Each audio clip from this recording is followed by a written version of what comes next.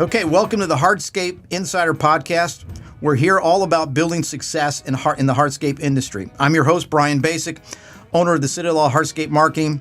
After spending 20 years in corporate America, leading sales organizations and scaling and selling my own home services company and launching a marketing company, I discovered my passion, helping hardscape contractors grow and dominate their local markets.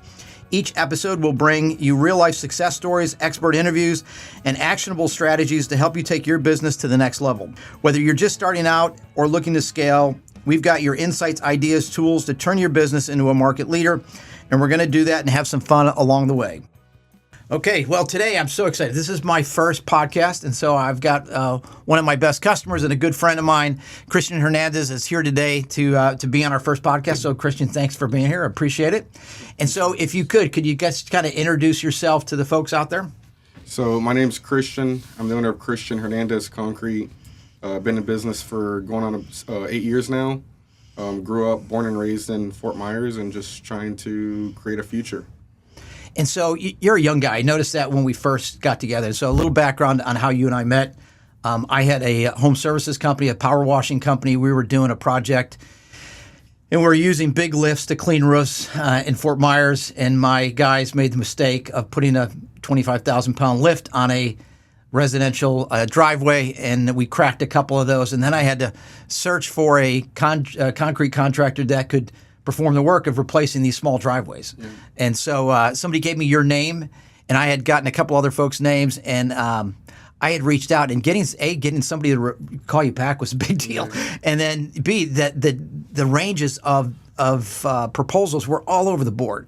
And so when I called and met you, you knew what you were talking about, and it was a pretty quick decision to say, hey, I want this guy. And so I hired Christian to do it. He did a great job, because you're always worried about this, because we broke a couple of people's driveway, and so it wasn't my company that was doing the work, but it was representing my company, and so that meant a lot to me. And so I wanted someone that was going to show up on time and not make a mess and just not upset the customers, and you guys did a great job in doing that. So that's how we first met way back when. And then lo and behold, I think we were in a B&I group together, right? Yeah. And so that was a great chance to just reconnect with Christian.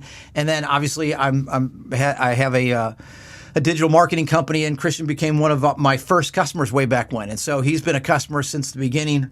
And so, one of the things that I realized when I met you was that you seem to have you're a young guy. I mean, this was 8 years ago, right? So yeah. We don't have to, you're not that old right now. Yeah. And that was 8 years ago. And so, you just knew your stuff. And so what I was impressed with is how much you had a CRM system, which was unique for a guy that just started out. You knew your numbers really well. You were a good businessman, and so that was kind of unique. I didn't see that a lot, and so I was impressed by that. And so, you talked about you've been in business 8 years. So what made you get into concrete? Why concrete? Why this business and industry? So growing up, I can remember probably around 7 years old, my father, he was in the business of doing concrete work, and he started his own company. Grew up around it. I was always the tool boy, helping him out on the summers, trying to earn money for school clothes, things like that. And right around 2015, after the recession hit, early 07, 08, it kind of tanked them around 2014, 2015. And then I seen an opportunity. I wanted to be a doctor, and I seen an opportunity with the company that my father had closed to get that back going, not only to help myself, but my father and my family. So it was kind of natural for me because I had grew up around it from, like I said, a young age. So it was just very natural. And so did you work for your dad at the beginning, or did you actually start your company and hire your dad? How did that work? So when I started it, 2016 is when I graduated high school. I went to college for about a year, was getting my licensing during that time, 2017. And then, my father was, at the time he was unemployed. It was kind of a hard time for the family. So I ended up opening the company back up, getting my license, focusing on sales, trying to find contracts. And my dad had the skill. I had the ability to talk to people, and we kind of put the two together. He worked for me, taught me the trade, and here we are 8 years later, still chugging along. And so what was your biggest challenge when you first started, the first couple of years? The challenge starting off was a couple smaller, challenges. One, being young, presenting myself to these customers that, obviously want a reputable company, all those things that you had mentioned when you were looking for somebody. Being young, they see a young guy, it kind of was a little bit harder for them to have trust, for me, being so young. Right. And then also finding employees that, that would respect me. That's a big deal. Or good employees at that, not being able to really afford, good employees. So it was all, those were a few troubles at the beginning. I would think because you were so young and most of the guys working for you could be almost twice your age, right? Yeah. And so you had a credibility gap there. Yes, definitely. But your dad probably helped you kind of bridge the gap there as well. Plus, you knew what you were talking about because you grew up in the industry, right? Yeah. So that's cool. And so, as you look at, scaling your business. So now 8 years later, you've doubled almost every year since I've known you, since I worked with you. And so you hit not the magic number, but you hit a pretty big number recently for 2024. Yeah. And so what's been your success, some things that you can point to that have helped you get to that first, $1 million that you wanted to hit? And then what do you think it's going to take to get to the next level? So, really one of the most important things, as Brian mentioned earlier, we met, through a networking group. Previously to that, but we actually got really fond of each other after that we joined a networking group. So meeting with all those people that already kind of were seasoned in business, all of them kind of said the same thing, and I had clients too that were very successful that would give me advice. I always ask people, like, what's one piece of advice that you would give a young kid trying to come into this? And everybody kind of said the same thing: answer the phone, respond to the customers, be honest, do good work, and it'll pay tenfold. So that's kind of one of the biggest things that I feel like brought success to me, is that I always pick up the phone. I always call back. I'm, very on top of the communication with the customers, whereas a lot of people fail in that part of the business. They might be good at doing concrete work, but they're not good at communicating, not good at, delivering the service. They're good at doing the work, but not delivering the service in between. So I really tried to excel in that. Yeah, and that's a big deal because, again, when you're an operator, you can get ingrained in the operations, in the sales piece. What people want, you mentioned earlier, just calling people back, communicating. The bar is pretty low here in Florida. The contractors are just so bad in calling people back and doing that kind of stuff. You can differentiate yourself and just doing the simple things, and you do those really well. Yeah, no, definitely. Yeah, the expectations are already really low, like you said. So really, people think that it takes a lot, to be successful, and it really just takes the bare minimum. Just answer the phone and call back. So. You actually do a lot more than that, but yeah, it is something that you're really good at, and if you can be good at the basics of communicating with the customers, and you do that through, your CRM system allows you to communicate automatically with customers after a job or before a job. Hey, we're going to be out at your place tomorrow. It's reminding them so that you have that communication. And even afterwards, you do a great job of getting reviews. You got over 100 5-star reviews on Google. And so you do a good job after the fact of communicating with them. The best time to get reviews is right when you're done and they're happy, right? Yeah. And so you do a great job of doing that as well. And so that's really good.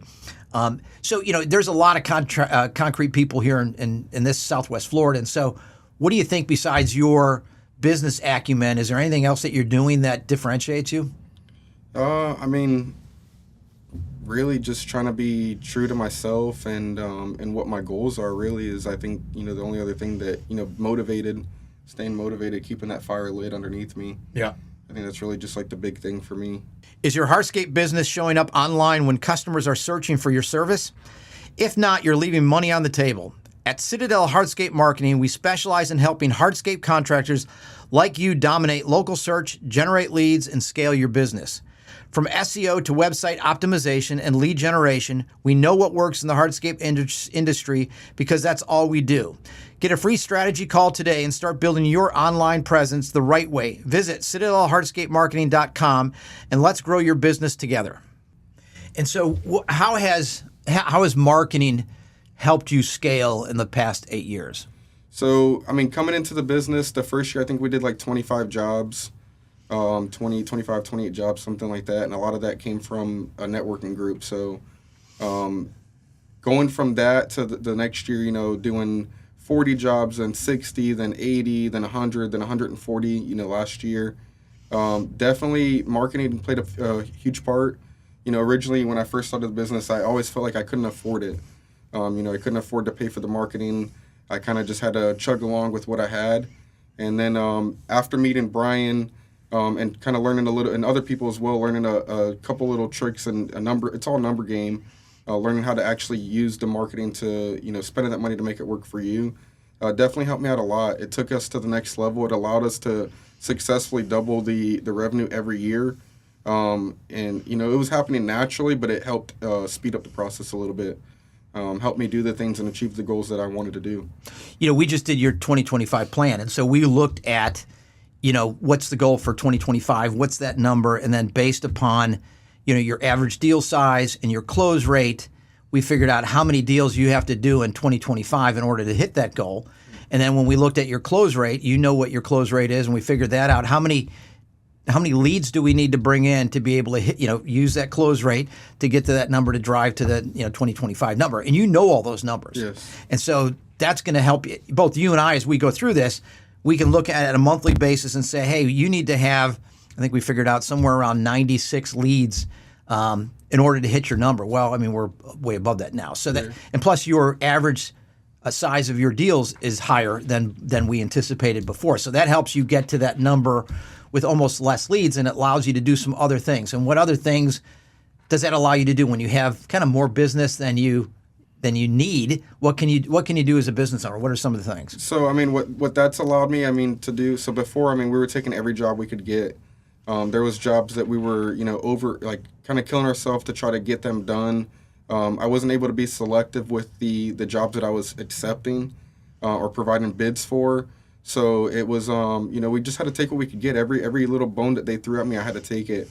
And then with marketing, that really just allowed me to be able to say, look, I don't, you know, these are the type of jobs that I want. This is what my goal is, and this is what it's going to take to get there. And so more selective. It's allowed me to really fine tune and comb through like my profit margins, you know, and just it really helps you grow at that point, because now, you know, you know, it opens all the doors for you. You said something really interesting. You said, you know, you realized, or you understood from working with other successful business owners that you can't afford to market. Yeah. That's not the issue. The thing is, what is the return on investment that you're getting? Because anybody, you know, somebody say, I don't have the money to market. Well, if you're getting a good return on investment, you got the money to market because you're going to have the revenue go along with it, right? Yeah, definitely. And so that's what, you know, as you look at your numbers and you say, okay, my ROI on my marketing dollars is going to be this, so it's going to raise my average deal size, and it's going to bring in this many more leads. And now one of the things that you've been able to do, and we've talked about this a lot, is changing your margin, right? Because you were, at the beginning, as you said, you took a lot of jobs just to stay busy. Now that you've got the leads that you've gotten, now you can be more selective, and even being more selective, not only the better jobs with the higher margins, but you can say, you know, you're not the new kid on the block anymore. You're the guy who's been around. And so there's value in having that. And so you can price yourself based on the value that you deliver, just you're not bidding on price. Yeah, definitely. And so you've had instances where people have said, hey, I can find it for less, right? Yeah, definitely. I've had people tell me half the price, you know, 2/3 of the price. At the end of the day, if they want it done right, they know who to call. And because what you do is when somebody says, hey, I can get this for half, you say, okay, I mean, great, if you could do that, that's great, but that's not where we're at. And here's why we're at where we're at. And then you walk them through the whole permitting process and all the other things that you have to do, and you explain to them what's involved in doing this. And then if their contractor hasn't done that right, they may be trying to come back at the end of the deal to say, hey, you need to pay more money, yep. And it's going to be a different story. And you see a lot of that, right? I think, yeah, I see a lot of. I think that really a lot of the problem too is with a lot of business owners, especially newer business owners, is not really understanding what the cost is to successfully mobilize and complete projects. A lot of people, you know, they bid a little less. They think they're making $1,000 or $2,000 after calculate your insurance and licensing and wear and tear and workers' comp and payroll taxes and you name it, et cetera, et cetera.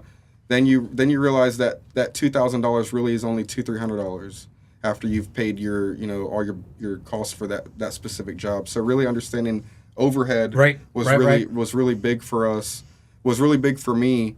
You know, understanding that now that's what's made me separate myself a little bit price wise from some of these other companies, and a lot of customers question that price gap, and a lot of times it really just boils down to those people are not quoting the job appropriately. Right. They're not really making money at the end of the year. And that will come through in the quality of the work that they do, at the time frame that they do it, or if they even finish it, right? Because they may get into this and realize, hey, I'm losing my shirt on this, right? Because the margin is so paper thin and they're not really putting everything into the calculations. And so as a result, you see a lot of people, walk from a job because, hey, I'm not making any money, so I really don't care. Yeah. And it gives cement guys a bad name, but that's what happens when you go with the lowest bidder, right? Of course.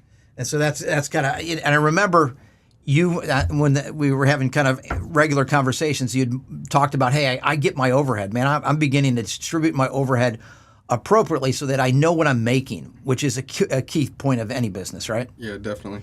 All right, cool. Well, so tell me some of the lessons that you've learned, maybe some of the harder lessons that you've learned now in 8 years of doing this. What are some of the harder lessons that you've learned that, if someone else is kind of going through this, you can say, here's kind of what happened, and here's what I learned, and here's how I do it a little bit different.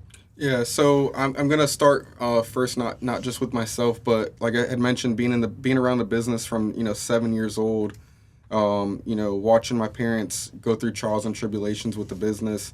I'd say one of the first lessons I learned at an early age, watching my parents, listening to all their phone calls, asking questions when they would talk to customers, all those things. My father doing work for people and not getting paid.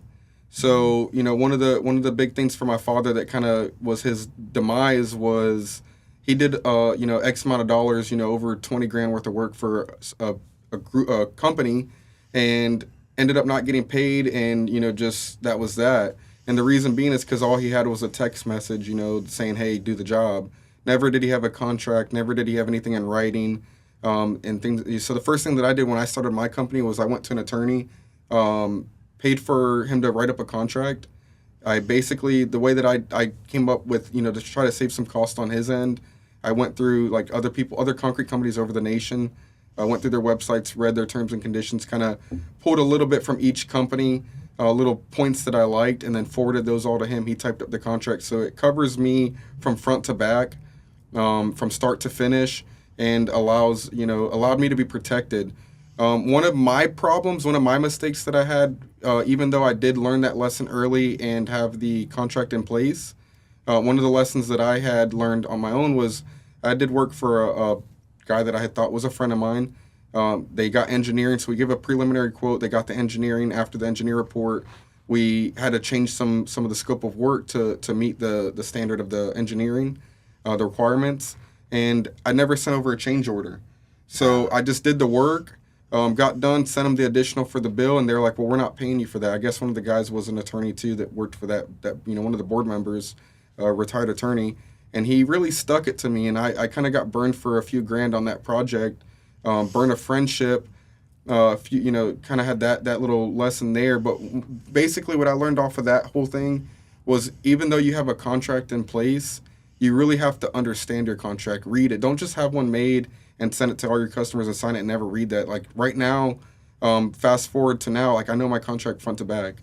I know everything that I need to do per my agreement that's going to cover my back and, allow me to be successful within my own contract. So, having a contract's important, but also understanding the contract is more important. And right now, there's nothing, crossing the T's, dotting the I's. Anything that, anytime a customer changes something, stop work, send an email, put everything in writing, have them sign whatever they need to sign, making sure you're doing your change orders, making sure, everything is from A to Z is covered, and not leaving any room for error is really important. That's a big lesson that I learned. Yeah. Yeah, I remember when I had my home services company, I had a good contract. And then I had a disclaimer as well that went into detail on all the stuff that I wasn't responsible for. And over the years, the disclaimer got longer as I got burnt on stuff that I didn't anticipate, like garage wood doors, right? I mean, I never anticipate that when you pressure wash the outside of a house, I'd be at risk around the stain on the door. Yeah. And so, obviously that got inputted into my disclaimer of things I'm not responsible for. And so you kind of learn. And so you did a lot of that stuff, and that's a good thing because that saves so much money when you do that. Yeah, definitely. And to your point, you always have to, revisit that. A contract's not forever. As you learn, you have to adjust things. You have to make it work for you. Right. That's been very important as well. The other thing I learned, to the point you just made earlier, is that, when that disclaimer did grow, obviously we made them sign that disclaimer before we even stepped foot on the property. And the only times that I really got burnt was when I made an exception and I didn't make them sign it because it was a lawyer. He had some disagreement, and I said, all right, well, just move along, and it bit me in the butt. And so I learned after those kind of things, do it according to the contract and all the paperwork, so that there's no confusion about what needs to be done, or I told you, or I'm not responsible. Here's what we told you about that. This, all that kind of stuff. Yeah, I've had repeat customers tell me, "Do I have to sign it again?" Yeah, you have to sign it again. This is procedure. This is this is something that I have to do. It's not because I don't trust you. It's not because I don't know who you are. It's just something to to have it in writing. It's business, so everybody knows what what the expectations are. Right. Right. And what's how it's going to be. The process is going to go. Want even more Hardscape business tips, insider knowledge, and networking opportunities? Join our Hardscape Contractors Mastermind on Facebook. Connect with Hardscape business owners, share your success stories, ask questions, and get exclusive content from our guests. It's a free resource designed to help you grow, learn, and network with other top contractors in the industry. Join today by searching Hardscape Contractors Mastermind on Facebook or clicking the link in the show notes below. So as you look at your business now, like I said, you just crossed a pretty big milestone, and now you're going to hopefully almost double in the next year. Doubling and scaling comes with its own challenges, right? And not only the sales piece, but you seem to have that down. The operational piece is the thing that can kill you, because you can bring in all the business you want. If you can't do it, that's the issue. And so how do you scale in a way that you can keep up? Do you get in front of it, or how do you get in front of it as you scale? So, I mean, what's really worked for me, strategically scaling, being young, just kind of learning as I go as well.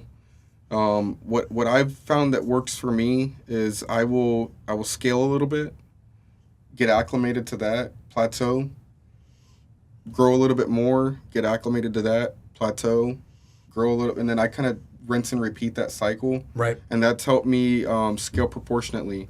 One of the things that I had, actually, my uncle had told me, which is a very successful business owner, my aunt and uncle, what I was told, back in the day when I was younger, 17, 18 years old, was, a lot of people get into it and they want to make $1 million the first year. They want to grow. They want to be the biggest company right off the bat. And, that's really the demise of a lot of companies, is trying to grow too quick. Yeah. Unless you have all the funds in the world to be able to do that, right. It's not feasible when you don't. So just really growing slowly, getting adjusted, so that way I can handle the call volumes, handle the engagements with the customers, make sure that I'm staying on top of everything. Like you said, being in front of it, not behind it. And so how do you, because you want to get to the point where you're working on the business, not necessarily in the business, but it takes a while to get to that. You're beginning to get to that point where you're going to need to hire a sales guy to do what you do, right? Mm-hmm. You're really good at sales, so you're going to have to train that person to be really good as well. But that will then free you up to then focus on some other things. It could be technology, it could be more people things. And so, that small growth and adding people is going to be really important for you. Do you see that the same? Yeah, I definitely do. Knowing what I know now, and if I could go back 5 years, 7 years, 8 years and start over again, knowing what I know now, definitely would have made the jump a lot sooner. Definitely would have started hiring those key players, those key components earlier. But it all boiled down to just really not understanding how to make the money work for me, not knowing how to put things in place, and understanding like those number of things that we talked about earlier. The sales, the closing rate, what the average job is, what the average job profit is, how many more jobs you would need by hiring said person, whether it be in the field or in the office, and knowing how many more leads. That was something that you helped me out a lot, understanding. Right. Just knowing that, like, if I hire a guy for $30 an hour and he's working 5 days a week and 4 weeks out the month, and all I need really is maybe 5 more jobs to be able to afford that employee. And if that guy can free me up in the field, replace me in the field, and allow me to focus on sales more, I can probably sell 10 more jobs a month, right, and be more profitable. So if I would have knew that a lot earlier, I would have definitely applied that sooner. But that was a good calculation that we went through, right? And say, because you were kind of, should I hire this person for an office? Because you were spending a bunch of time on the phone, it was like you got to find somebody to take that burden off you. And so we figured out the math and said, based on the number of new leads you need to close in order to make that happen, you were going to do that in your sleep. And so that would then afford you the ability to do more sales. Yeah. And so that wasn't even going to be an issue. And so to go through the math of that is an important thing because it makes you be able to sleep at night, right? Yeah, no, definitely. I mean, I'm very visual, so I mean, as a lot of people seem to be as well. Seeing those numbers broken down really does help. Yeah. And it's happened. I implemented what I learned and made the necessary hires, and now I'm at a point where I'm slowly working my way out the field, focusing more on sales, which has been very nice. Being ahead of the curve, it helped improve my engagement in customer service. It allowed me to focus more on that side of things. And then now, like you said, my next hire might be somebody to run the office so that I can focus on other things.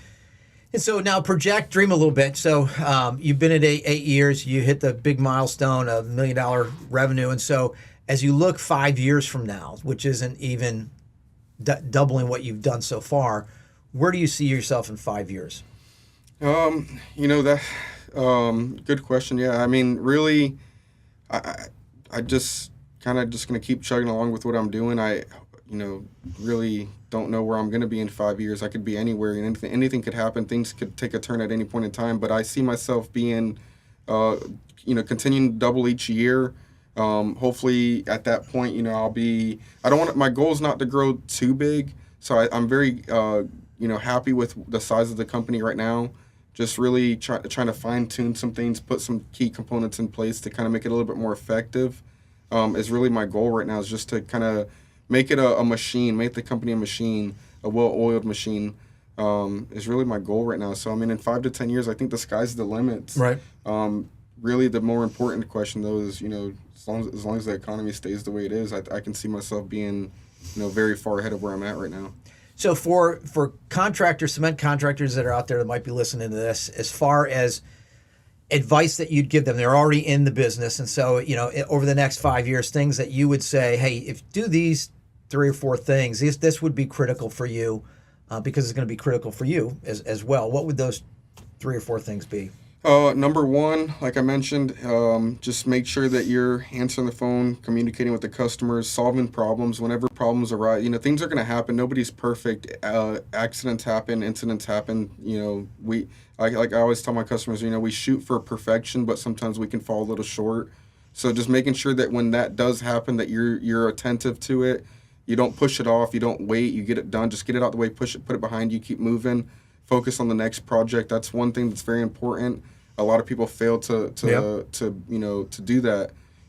As you mentioned, something hits the fan, stuff hits the fan, and they run the opposite direction. Right. Instead of just hitting it head on.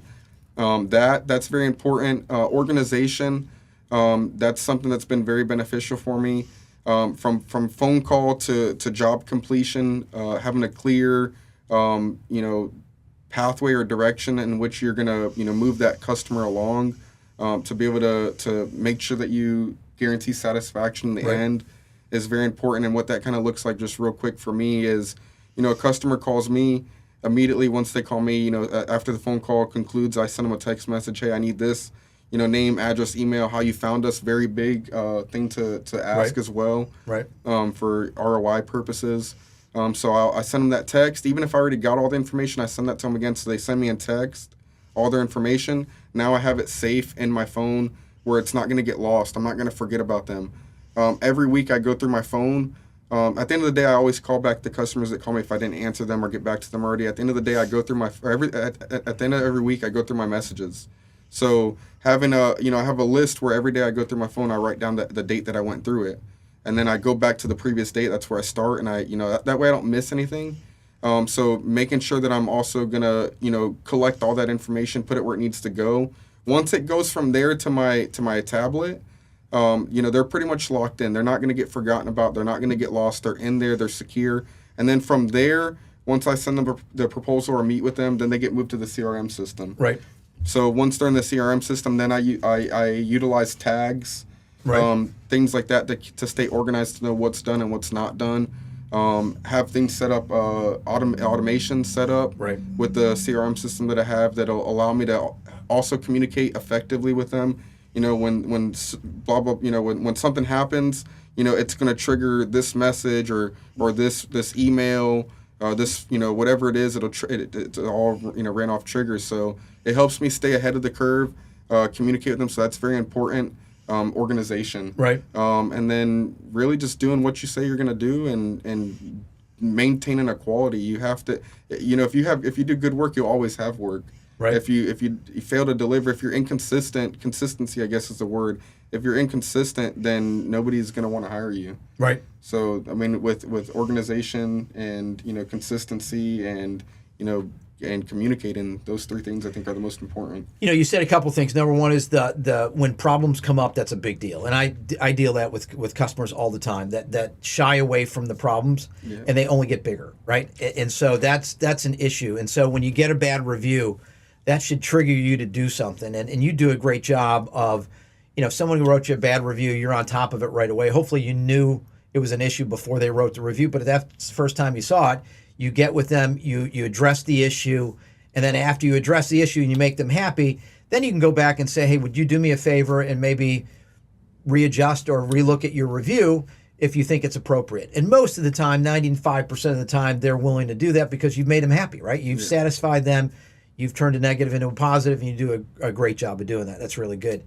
The other thing you mentioned that I just want to touch on is the automation piece. That, you know, that's so big because for, you know, everybody's kind of limited the number of people they have. If you're not using automation, if you're not using a CRM system to keep track of your customers and then putting in place that automation that triggers different processes or communications to happen, and now it's all on you to do it, that's crazy. You know, so you can, you know, we've got computer systems that will do all of that stuff from, you know, when you get, you know, you get a, something approved at the county, once you get that information, a letter can go out and say, hey, we're now approved, your permit's approved, now we're ready to go. Or communications, we're going to be at your house on this date.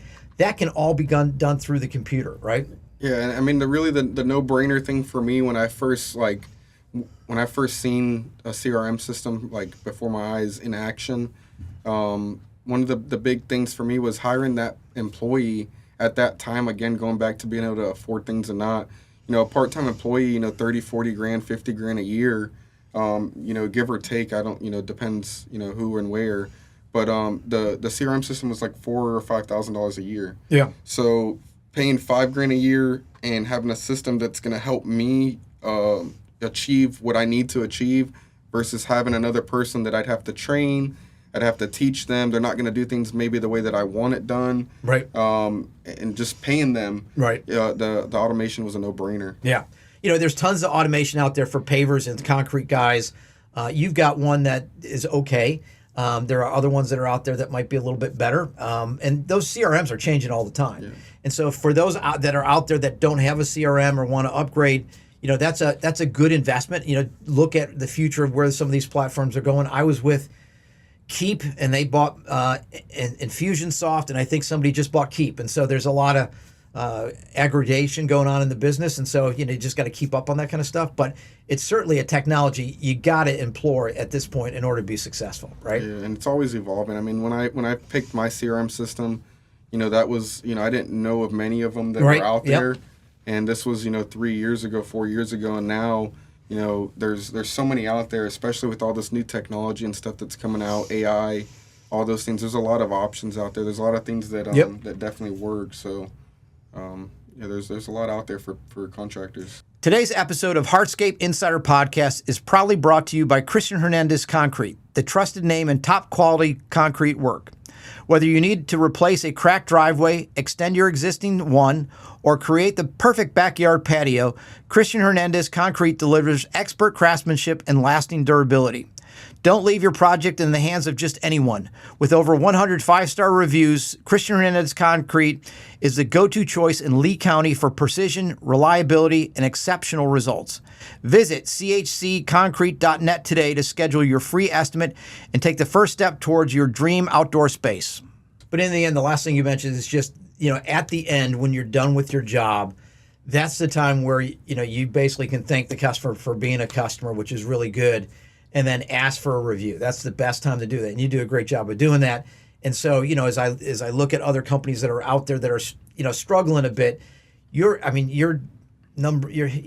the first page with just about every keyword you can imagine because of the number of reviews, how quickly you respond to those reviews, your website presence, all that kind of stuff matters. And so you do a really good job of doing that. And so that's been really cool. And so, hey, listen, I really appreciate you being on our show for the first time. You're my first visitor to here, so I appreciate that. Not only that, you're one of my best customers, and so, hey, thank you for everything that you do. We really appreciate it. Appreciate you being on the show. Any parting thoughts that you have for anybody out there thinking about scaling their company in this industry? No, just do it. Do it. Don't wait. Just get it done. Start doing it. Learn. If you don't know, ask questions. Don't be afraid to ask questions. What my father used to always tell me is if you want to be somebody or be in a specific position, go rub elbows with people that are already in that position. So just, instead of hanging around people that, aren't where you want to be, go hang out with people that are where you want to be. Whether they're older or younger, it doesn't matter. You can learn a lot from people. So it's really just one of my takeoffs. Great advice, man. I appreciate you being here. Thank you very much. Thank you for having us.